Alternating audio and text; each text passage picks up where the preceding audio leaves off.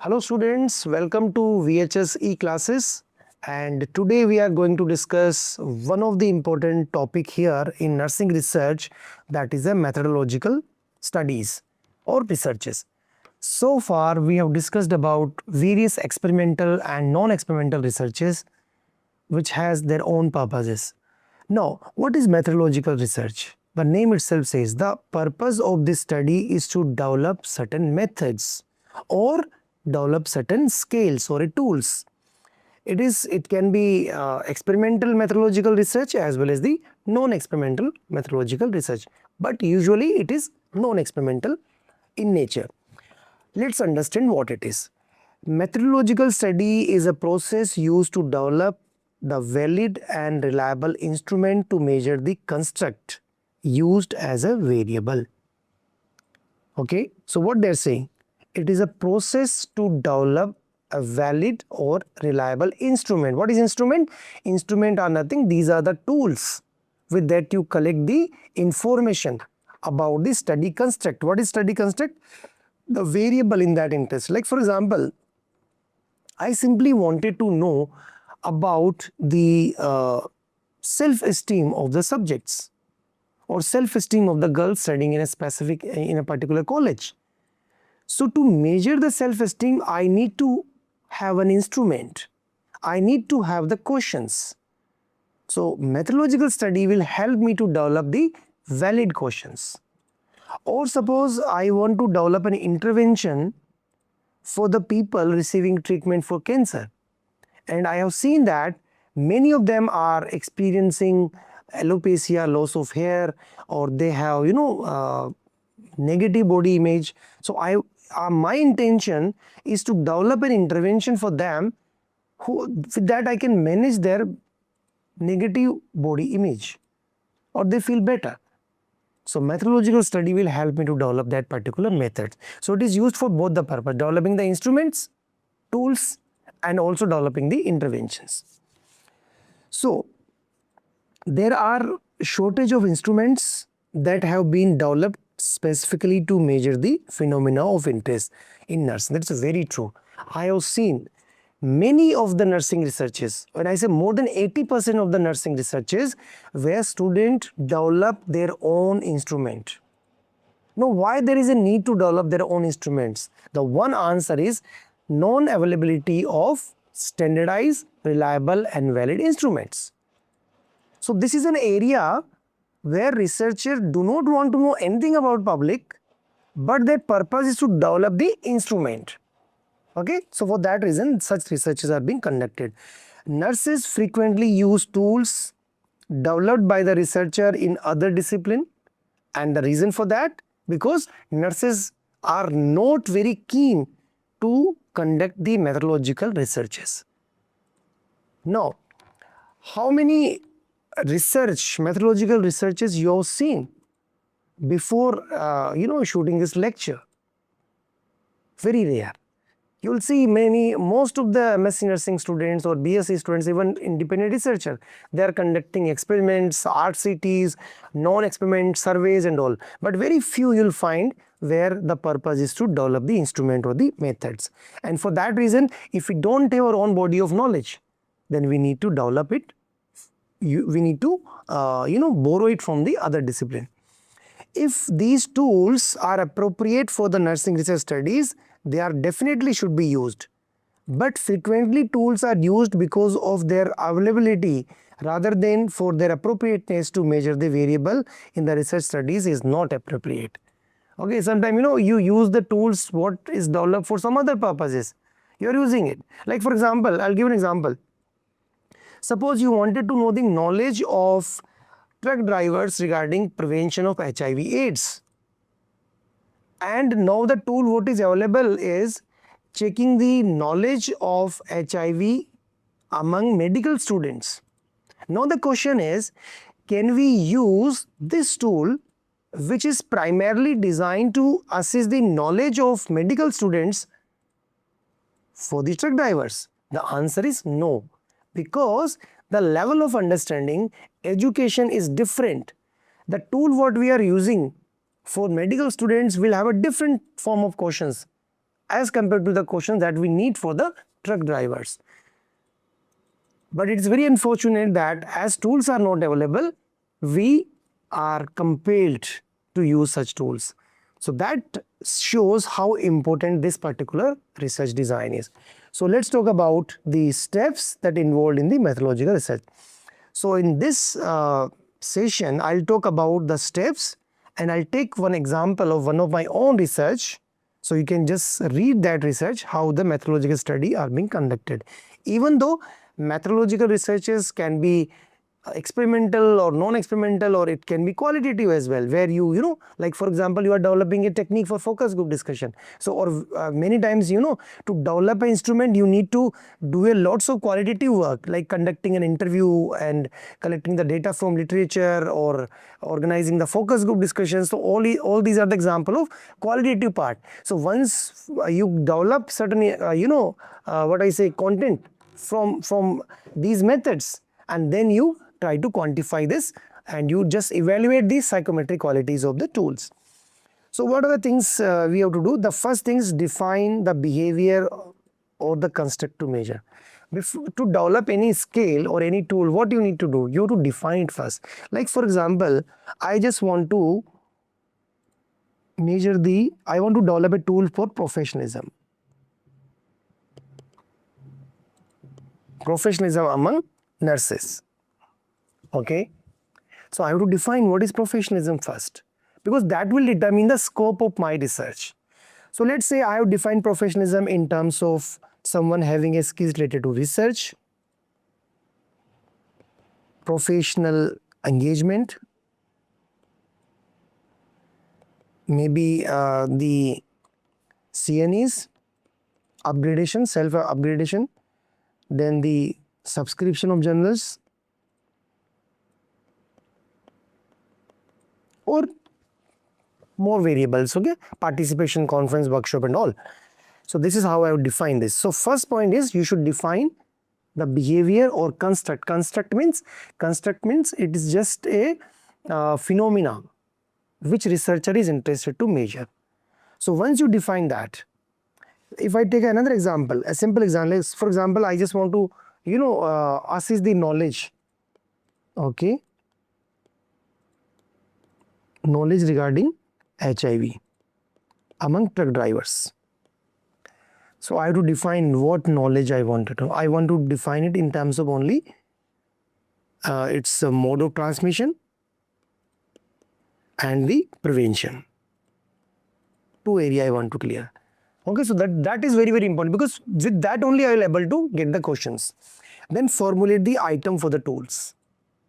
Now you do, once you define your area, once you define the behavior which you want to measure, and then you have to find the items, means questions. Like for example, and from where you get the questions, maybe by conducting, in-depth interview of experts. They will tell you what are the suitable questions. You can do review of literature, that's already we have discussed. From there, you can conduct the focus group discussion, FGDs. Okay, you can have a peer review, or like you can ask your peers to add into that. So there are various methods. You can read books, you can read the previous old tools if available. So with all that, you formulate the number of items, and that's what we call a item pool. Once you get the number of items for a specific tool which you are intended to measure certain behavior, then develop the instrument for the users and respondent. So a specific procedure you have to follow for that. You should develop the instrument. So how to develop an instrument? Like maybe what you are going to frame the question. First, items. You check for its language, then the options, like whether it's in the form of a multiple choice questions, or it will be a kind of a checklist type, or it may be a self-report, or observation, or it's a dichotomous like yes no type. So what kind of questions? So develop all that. And how you develop that? By considering the population for whom you are going to make this specific instrument. Once your tool is developed, this is called a preliminary tools. It is not yet valid and reliable. Then you go for testing whether the items which you have in the tool are reliable enough. Reliable means they are consistent. They are consistent, they are trustworthy. Then valid means the items are measuring what they're supposed to measure. If suppose I just want to assess the knowledge regarding only mode of transmission prevention, and there is a question, HIV is a RNA or DNA virus. So this question is not a valid question to measure the mode of transmission and prevention of HIV. So that is what we call a validity. We have to ensure that each item included in the scale or an instrument measuring what actually it's supposed to measure, nothing else.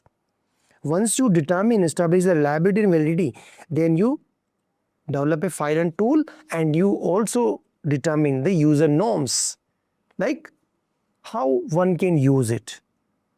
So basically these are the guidelines which one can use. Now this is, I have taken an example from one of my research here, which is recently published. Development and psychometric properties of compassion fatigue assessment scale for Indian nurses. And there is a link given here, so I'll just come on that. But before that, I have taken this layout here, how the study was done. As you can see, the phase 1. In a phase 1, what we did, we have developed the literature with the literature review, and with the interview with the nurses, we have developed the initial pool of the item. That's the first step what I have discussed in the previous slide. Then we have refinement by the investigator. So maybe initially we had 116 items here, and then we have removed some of the item after doing the refinement. Maybe they are repeated, some of the items are duplicates, they are not suitable. So with that refinement we have done by the investigator. Then we went for a face validity, means prima facie, like scanning, okay, how the item looks like, and some item may be eliminated and added at this point as well. Then we went for a content validity. So once, let's say here it was initially 116 items, and after the first refinement there was 100 items only, and after the face validity we had only 90 items, and this 90 item is we will send to the expert for the content validity, and in the content validity the expert will rate them in terms of appropriateness, whether the item is appropriate according to the construct. Is this adequate or relevant? And some of the item definitely will go out from this. So let's say the final item we got here is 60. 30 items also removed by the based on the suggestion given by the experts. Now this 60 item will go to the another rigorous process that we call a construct validations. So construct validation, where we use some of the important techniques here. So I'm not going in detail right now, but one thing is that factor analysis. That's what we have done here, factor analysis. So what is factor analysis? It is a process of data reduction where we identify that each item, let's say there's 60 items. Can we club all these 60 items into groups? Can we reduce the items to the significant number by maintaining the same amount of reliability? Okay, so like we introduced that to the 200 nurses here, and after administering this 60 items to the 200 nurses, okay, we did the factor analysis, and based on the factor analysis only 30 items were retained in the final tour. So that is how we have developed the scale here. If you look at this, I'm just taking you to here. This is the study actually. So if you see the development of psychometric qualities, so I'll just read out the methods here. This method here, a quantitative, descriptive and cross-sectional design was used to evaluate the psychometric properties, including the validity and reliability of the developed tool. A total of 200 nurses from 2 government and 2 private hospitals participated in study between February and June 2022. Data were collected using socio-demographic sheets and compassion fatigue assessment scale that we have developed, and the professional quality of life scale. Construct validity was assessed using the principal component analysis, that is factor analysis followed by the examination of inter-domain correlation. Okay, now if I read the result, that's very important. If I read the result, you see here, principal component analysis, that is factor analysis, with Varimax rotation identify the 10 structured across the 36 item. They identify the 10 different categories. which explain the 60%, 60.34% of the variance, which means the construct, what is the construct? Completion fatigue can be measured by these items up to 60%. Means we are not claiming that this tool can measure your completion fatigue by 100%. It's only can measure up to 60%. Means there may be other items which we need to add if we want to reach on the 100%. Acceptable range is above 50%. The extracted domain include the so these are the domains that we identified by the factor analysis. Dissatisfaction with the burnout, so all these 10 variables are we identify there. The overall reliability Cronbach alpha was 0.88 with a subscale scoring range from 0.7 to 0.91. Taste, retest, reliability and all that reliability has been established with that. So in a conclusion we said the completion fatigue assessment scale demonstrate a strong construct validity and internal consistency. If you see that this thing in detail, you will find this paper very interesting, and it's one of the best paper to study the methodological study or design. So that's all about the methodological researches. So if I conclude my session, I can say methodological designs are very, very important designs used to develop the tools, instrument, or what we say interventions. It can be quantitative, qualitative, it can be experimental and non-experimental. Usually it is non-experimental quantitative design. So purpose is to follow that. So already the steps which I told you, we can develop the tools. Okay. So that's all from my side. Thank you so much.